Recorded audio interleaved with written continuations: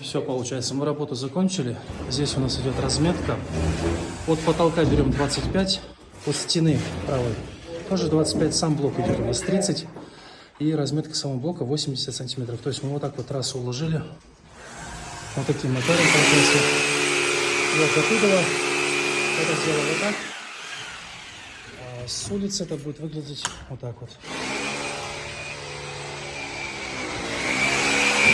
Вот со стороны, как это все будет дело выглядеть.